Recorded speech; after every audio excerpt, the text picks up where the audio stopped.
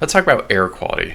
You've probably seen some of these many articles talking about air quality, perhaps most notoriously some of these illegal methane turbines that have been built with XAI. In fact, those turbines are so problematic that the NAACP is suing XAI because the location of this data center is disproportionately affecting Black neighborhoods. And so, hey, maybe even though there's this air pollution going on, at least we can rely on the legal framework to help protect people.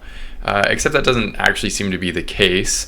It seems like our federal administration is currently telling them to not prosecute, discouraging this from happening, and favoring the richest man in the world instead of these local communities and their welfare. And something I'd like to talk about specifically, because we talk about, water use, we talk about pollution, and air pollution, it's a bad thing, contributes to climate change.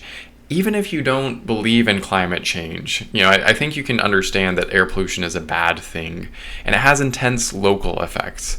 From a public health perspective, there are at-risk people, and so I wanted to bring this up, the fact that this paper estimates deaths and hospitalizations that will be caused by air pollution and air quality problems.